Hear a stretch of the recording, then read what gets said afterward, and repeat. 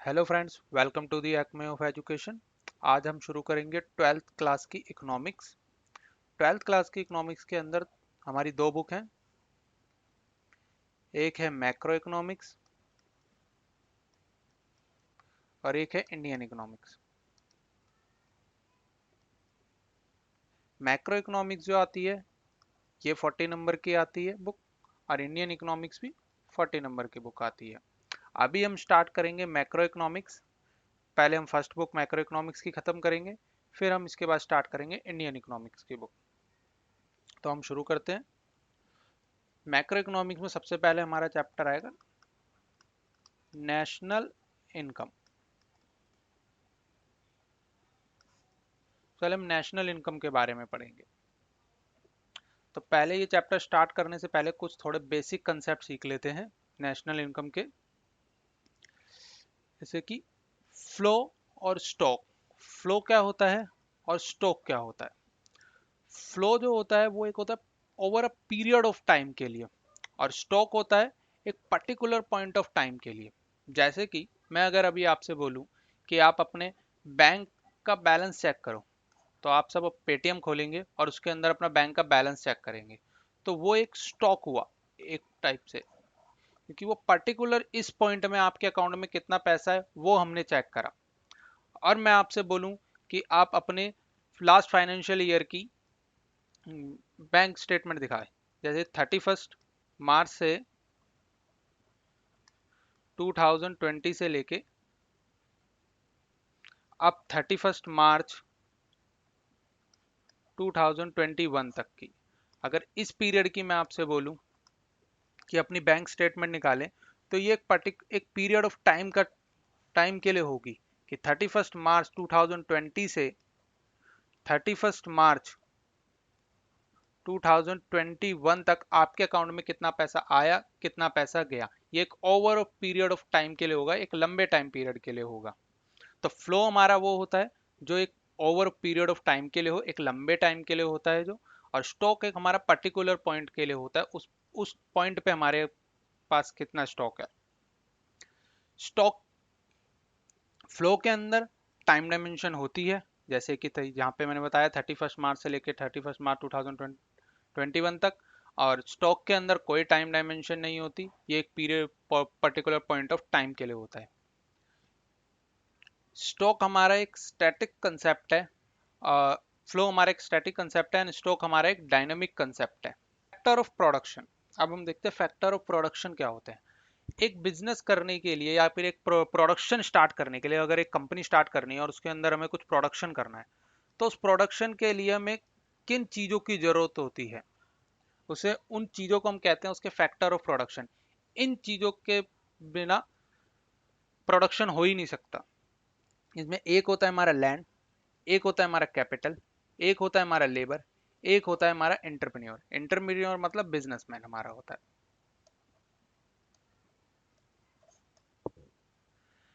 अब ये जो लैंड है, अगर कोई हमें लैंड देगा तो लैंड के बदले हम उसे क्या फैक्टर ऑफ पेमेंट करेंगे, ये तो प्रोडक्शन है।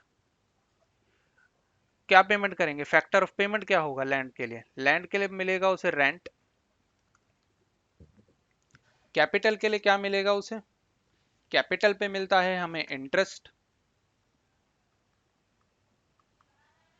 लेबर पे हमें क्या मिलता है, अगर हम लेबर प्रोवाइड कराते हैं तो लेबर के बदले मिलेगा हमें वेजेस। और एंटरप्रेन्योर के बदले मिलेगा हमें प्रॉफिट। तो ये हमारे फैक्टर ऑफ प्रोडक्शन होते हैं। ये हमारी फैक्टर सर्विस हो गई और ये फैक्टर पेमेंट हो गई। ये हमारे चार फैक्टर ऑफ प्रोडक्शन होते हैं। हमारे किसी कोई भी बिजनेस स्टार्ट करना है, हमें चार फैक्टर ऑफ प्रोडक्शन चाहिए ही। जैसे कि अगर आपको आज कोई बिजनेस स्टैब्लिश करना है, कोई भी, अगर ये यूट्यूब का बिजनेस स्टैब्लिश करना है, आपको यूट्यूब का चाहिए, तो आपको एक इंटरप्रेन्योर चाहिए जो आप खुद होंगे जो बिजनेस स्टार्ट करेंगे। सेकंड आपको चाहिए होगा लैंड, जहां पर आप अपना सेटअप स्टैब्लिश करोगे, वो वो होएगा। तीसरा कैपिटल, पैसा चाहिए, एक कंप्यूटर लाना है, इक्विपमेंट लाने हैं स्टैब्लिश करने के लिए। और फोर्थ चाहिए हमें लेबर, या तो वो एंटरप्रेन्योर खुद बनेगा लेबर, या फिर कोई पर्सन रखेगा, टीचर हायर करेगा। अगर इन चारों में से एक भी सर्विस गायब हो जाएगी तो हमारा प्रोडक्शन स्टार्ट नहीं हो पाएगा। तो ये होता है हमारे फैक्टर ऑफ प्रोडक्शन।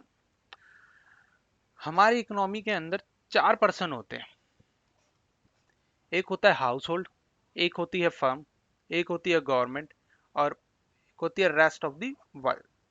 अगर हमारी इकोनॉमी के अंदर सिर्फ ये टू पर्सन है तो हम इसे कहते हैं टू सेक्टर इकोनॉमी। अगर स्टार्टिंग के थर्ड तीन पर्सन को ले लो तो हम कहेंगे थ्री सेक्टर इकोनॉमी, और अगर हम फोर्थ चारों को ले ले तो हम कहेंगे इसे फोर सेक्टर इकोनॉमी। हमारी बुक के अंदर सिर्फ टू सेक्टर इकोनॉमी की बात करिए तो हम इसी की बात करेंगे अभी, टू सेक्टर इकोनॉमी के बारे में। अब हम देखते हैं सर्कुलर फ्लो ऑफ इनकम क्या होता है। एक सर्कुलर फ्लो ऑफ इनकम का क्या होता है कि इनकम कैसे फ्लो करती है। इकोनॉमी के अंदर टू पर्सन है, हाउस होल्ड और फर्म। एक फर्म हमने स्टैब्लिश करी। फर्म स्टैब्लिश करने के लिए उसे क्या क्या चाहिए फर्म को, ये चार फैक्टर ऑफ प्रोडक्शन चाहिए एक फर्म को। ये चार फैक्टर ऑफ प्रोडक्शन कहाँ से मिलेंगे हमें, कौन प्रोवाइड कराएगा, हाउस होल्ड प्रोवाइड कराएगा। Land, capital, labour, entrepreneur. और इन चार फैक्टर ऑफ प्रोडक्शन के बदले फर्म क्या कर प्रोवाइड कराएगा हाउस होल्ड को, रेंट, वेजेस, इंटरेस्ट और प्रॉफिट। अब एक बिजनेस स्टैब्लिश हो गया, एक फर्म स्टैब्लिश हो गई है, फर्म को जो चार फैक्टर ऑफ प्रोडक्शन चाहिए थे वो मिल गए हैं। इसके बाद अब फर्म स्टार्ट करेगा मैन्युफैक्चरिंग, कुछ प्रोडक्ट बनाना शुरू करेगा, और ये प्रोडक्ट देगा वो किसको, हाउस होल्ड को, गुड्स एंड सर्विस। इसकी बदली हाउस होल्ड क्या देगा फर्म को, मनी। इसकी बदली हाउस होल्ड फर्म को देगा मनी। तो ये होता है हमारा सर्कुलर फ्लो ऑफ इनकम। ऐसे हमारी इनकम एक जगह से दूसरी जगह जाती है कि फर्म जब स्टैब्लिश करती है तो फर्म को जो चाहिए वो हाउस होल्ड प्रोवाइड कराता है, और जो हाउस होल्ड को जो चाहिए वो फर्म प्रोवाइड कराती है उनको।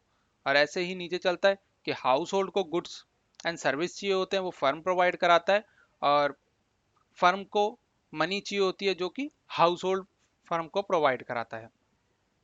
ये है हमारा नंबर वन, ये नंबर टू, ये नंबर थ्री, ये नंबर फोर।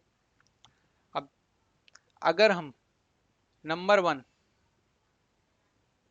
और नंबर थ्री को देखें, वन प्लस थ्री, इसके अंदर कोई मनी इन्वॉल्व है, इसके अंदर कोई मनी इन्वॉल्व नहीं है, तो इसे हम कहते हैं रियल फ्लो, रियल फ्लो। और सेकंड एंड फोर्थ को देखें, इसके अंदर मनी इन्वॉल्व है, तो इसे हम कहते हैं मनी फ्लो। तो जिसके अंदर मनी का इन्वॉल्वमेंट होता है उसे कहा जाता है मनी फ्लो, और जिसके अंदर मनी का इन्वॉल्वमेंट नहीं होता उसे कहा जाता है रियल फ्लो। तो ये होता है हमारा सर्कुलर फ्लो ऑफ इनकम। देखिए, हाउस होल्ड प्रोवाइड कराता है एक फर्म को फैक्टर सर्विस, लैंड, एंटरप्रेन्योर और ये, अब फर्म प्रोवाइड कराती है उन्हें रेंट, वेजिस और ये सब चीजें। इसके बाद जिसके अंदर रियल फ्लो और मनी फ्लो क्या होता है, जिसके अंदर मनी का इन्वॉल्वमेंट नहीं होता, कोई भी मॉनेटरी कंपोनेंट का इन्वॉल्वमेंट नहीं होता, सिर्फ उन्हें उसे हम कहते हैं रियल फ्लो, और जिसके अंदर मॉनेटरी कंपोनेंट इन्वॉल्व होते हैं उसे कहते हैं हम रियल फ्लो। इसके अंदर सिर्फ फैक्टर सर्विस आती है और इसके अंदर फैक्टर पेमेंट को लिया जाता है। Goods and service from the firm to household होता है इसके अंदर, और consumption and expenditure from household to firm की तरफ जाता है। कंसेप्ट है गुड्स। दो तरीके के गुड्स होते हैं हमारे, final goods and intermediate goods. Final goods कौन से होते हैं? वो गुड्स जो कंजप्शन के लिए होते हैं और कैपिटल गुड्स, इन दोनों को हम फाइनल गुड्स के कहते हैं। और इंटरमीडिएट गुड्स जैसे रॉ मटेरियल और जो रीसेल पर्पस के लिए रखा जाए। फाइनल गुड्स जो सारे प्रोडक्शन यूनिट को पार कर गए हैं, और इंटरमीडिएट गुड्स जो अभी प्रोडक्शन यूनिट के बाउंड्री के बाहर नहीं गए, अभी उसी के अंडर है, उन्हें हम कहते हैं इंटरमीडिएट गुड्स। जैसे कंजप्शन गुड्स हुए हमारे, हम कोई मशीन खरीद कर लाए हाउस होल्ड पर्पस के लिए, तो वो क्या हो गया हमारा एक कंजप्शन गुड्स हो गया। हम कोई आइसक्रीम हमने खरीदी, ये क्या है हमारा एक कंजप्शन गुड्स हो गया। और इंटरमीडिएट गुड्स क्या हो गया, हम मशीन खरीद कर लाए पर हम उसे भी रीसेल करेंगे, वापस बेचेंगे किसी पर्सन को, तो ये हमारा एक इंटरमीडिएट गुड्स हो गया। जो फाइनल गुड्स होते हैं उन्हें नेशनल इनकम में इंक्लूड किया जाता है, पर इंटरमीडिएट गुड्स को नेशनल इनकम के अंदर इंक्लूड नहीं किया जाता। Final good ready to use होते हैं और intermediate goods ready to use नहीं होते। फाइनल गुड्स हमारी सारी प्रोडक्शन यूनिट को पार कर चुके होते हैं, इंटरमीडिएट गुड्स अभी प्रोडक्शन यूनिट के अंडर रहते हैं। फाइनल गुड्स के अंदर जो ये दो गुड्स होते हैं, कंजप्शन गुड्स और कैपिटल गुड्स, इनके अंदर क्या डिफरेंस होता है? Consumption goods, these goods satisfy the human want directly, so such goods have direct demand होती है इनकी। Such goods satisfy human wants indirectly, so such goods have drive demand होती है इसकी। ये गुड्स ह्यूमन वांट्स को डायरेक्टली सेटिस्फाई करते हैं तो इनकी डायरेक्ट डिमांड होती है, और ये इनडायरेक्टली सेटिस्फाई करते हैं ह्यूमन वांट्स को तो इनकी ड्राइव डिमांड होती है। जैसे कि एक टेलरिंग मशीन है, घर में भी होती है सबके, सिलाई मशीन। अगर हम वो खरीद परचेज कर लाए हैं हाउस होल्ड पर्पस के लिए, तो वो हमारा कौन सा गुड्स हुआ? तब वो हमारा होगा कंजप्शन गुड्स। पर अगर वो ही मशीन कोई टेलर परचेज कर लाया है अपनी शॉप के लिए, तो उसके लिए वो होगा एक कैपिटल गुड्स। है दोनों फाइनल गुड्स, पर लेकिन एक जगह पर वो कंजप्शन गुड्स होंगे और एक जगह पर वो कैपिटल गुड्स होगा। यानी कि हम कह सकते हैं कि जो फाइनल गुड्स है, जो एक कंजप्शन गुड्स है, वो कैपिटल गुड्स भी हो सकता है, और एक जो कैपिटल गुड्स है वो कंजप्शन गुड्स भी हो सकता है, दोनों हो सकते हैं। Production capacity, they do not promote production capacity. जो कंजप्शन गुड्स है वो कोई प्रोडक्शन कैपेसिटी को नहीं प्रमोट करते। अगर तुम मशीन अपने घर के लिए लाए हो तो उससे कोई प्रोडक्शन नहीं करोगे, तुम अपने हाउस होल्ड के पर्पज के लिए यूज करोगे। पर लेकिन अगर कैपिटल गुड्स है तो वो प्रोडक्शन कैपेसिटी को बढ़ाते हैं, क्योंकि वो हम मशीन को अभी यूज करेंगे और उससे और प्रोडक्ट मैन्युफैक्चर करेंगे। जो कंजप्शन गुड्स होते हैं इनकी लिमिटेड एक्सपेक्टेड लाइफ होती है, और कैपिटल गुड्स की ज़्यादातर बड़ी होती है, क्योंकि कंजप्शन गुड्स के अंदर सिर्फ मशीन को नहीं इंक्लूड किया जा सकता। आइसक्रीम खा रहे हैं हम, इनकी लाइफ एक बहुत छोटी है, आइसक्रीम हमने खाई और ख़त्म हो गई, ये हमारा एक कंजप्शन गुड्स है। हम घर के लिए आटा लाए, नमक लाए, ये सब कुछ लाए, ये हमारे क्या है, एक कंजप्शन गुड्स है, हम इन्हें कंज्यूम करेंगे, काम खत्म, इनकी कोई लाइफ नहीं है ज़्यादा लंबी। पर कैपिटल गुड्स जो हैं उनकी हमेशा लाइफ होती है, वो कंपनी के अंदर बहुत लॉन्ग पीरियड के लिए यूज़ किए जाते हैं, और उनकी लाइफ मोस्टली 1 ईयर से ज़्यादा ही होती है। Factor payment and transfer payment. What is factor payment and what is transfer payment? Factor payment वो पेमेंट होती है जो हमारे फैक्टर ऑफ प्रोडक्शन की जो फैक्टर सर्विस थी उनसे जो हमें पेमेंट मिली, वो हम फैक्टर पेमेंट कहेंगे। यानी कि हमने कोई फैक्टर सर्विस प्रोवाइड कराई, जैसे कि अगर आप हमने कोई लैंड दिया, उसके बदले हमें कुछ पैसा मिला, रेंट मिला उसके बदली, या हमने लेबर प्रोवाइड कराई अपनी, उसके बदले हमें वेजेस मिले, कैपिटल के बदले हमें इंटरेस्ट मिला, तो ये सब हमारी फैक्टर पेमेंट। और ट्रांसफर पेमेंट होती है ये कोई भी हमने सर्विस प्रोवाइड नहीं कराई, बिना कोई सर्विस प्रोवाइड करे हमें जो है इनकम मिल गई। एग्जाम्पल के लिए सब्सिडी एक हमारी क्या है, वो हमारी ट्रांसफर पेमेंट है। हम कोई सर्विस प्रोवाइड नहीं करा रहे, सब्सिडी फ्री हमारे अकाउंट में आ जाती है, वो हमारी एक ट्रांसफर पेमेंट है। ट्रांजैक्शन कैसी होती है? फैक्टर पेमेंट की बायलेटरल होती है, दोनों साइड से होती है, इधर से हम एक सर्विस प्रोवाइड कराएंगे, उधर से वो हमें दूसरी सर्विस प्रोवाइड कराएगा। पर ट्रांसफर पेमेंट की एक ही तरफ से होती है, हमने कोई सर्विस प्रोवाइड नहीं कराई गवर्नमेंट को और गवर्नमेंट ने हमें फ्री में सब्सिडी दे दी। नेशनल इनकम के अंदर ये कंसीडर की जाती है फैक्टर पेमेंट, और ट्रांसफर पेमेंट नेशनल इनकम के अंदर कंसीडर नहीं की जाती। एग्जाम्पल के लिए रेंट एंड वेजिस एक हमारी फैक्टर पेमेंट है, गिफ्ट और रेमिटेंस ये हमारी ट्रांसफर पेमेंट है। रेमिटेंस क्या होता है? रेमिटेंस का मतलब होता है कि हमारे रिश्तेदार इंडिया से कुछ लोग जाते हैं बाहर रहने के लिए, उनके उनके कुछ फैमिली मेंबर इंडिया के अंदर भी रहते हैं, तो जो लोग बाहर गए वो वहां से जाकर अपने फैमिली मेंबर को जो इनकम सेंड करते हैं, वो लोग बाहर जाकर अपने फैमिली मेंबर को जो अपनी इनकम के कुछ हिस्सा सेंड करते हैं, उस हिस्से को हम कहते हैं रेमिटेंस। इंडिया रेमिटेंस में नंबर 1 है, सबसे ज़्यादा रेमिटेंस इंडिया के अंदर ही आता है। तो इस वीडियो में इतना ही, बाकी का चैप्टर हम नेक्स्ट वीडियो में करेंगे। Thank you. वीडियो अच्छी लगी हो तो इसे लाइक